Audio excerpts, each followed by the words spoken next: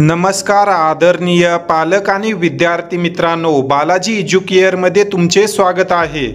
विद्यार्थी मित्रांनो, या व्हिडिओमध्ये आपण नीट 2025चा पेपर कसा होता, डिफिकल्टी लेवल काय होतं या संदर्भाने सविस्तर माहिती घेणार आहोत। तर चला व्हिडिओला सुरुवात करूया। विद्यार्थी मित्रांनो, जर आपण यंदाच्या नीट यूजी 2025चा विचार केला तर हा पेपर मॉडरेट लेवलचा होता असं अनेक विद्यार्थ्यांनी सांगितलं। जर आपण विषयानुसार म्हणजेच फिजिक्स, केमिस्ट्री आणि बायोलॉजी या विषयाचा विचार केला तर यामध्ये फिजिक्सचा जो पोर्शन होता तो सर्वात अवघड होता असं विद्यार्थ्यांनी सांगितलेलं आहे। त्यानंतर केमिस्ट्रीचा जर आपण विचार केला तर केमिस्ट्रीचा जो पोर्शन होता तो मध्यम स्वरूपाचा होता।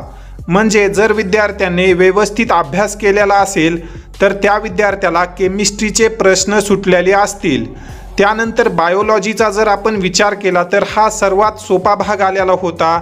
काही प्रश्न जे आहेत ते NCERT पुस्तकावर आधारितच होते, म्हणजेच डायरेक्टली NCERT मधीलच प्रश्न विचारण्यात आलेले होते। त्यामुळे मॅक्झिमम विद्यार्थ्यांना बायोलॉजीचा जो पोर्शन आहे तो इझी गेलेला आहे। ओव्हरऑल जर आपण विचार केला तर नीट 2025चा पेपर हा मॉडरेट होता। त्यामध्ये फिजिक्स फार अवघड, केमिस्ट्री मध्यम, तर बायोलॉजी हा पोर्शन इझी आलेला होता।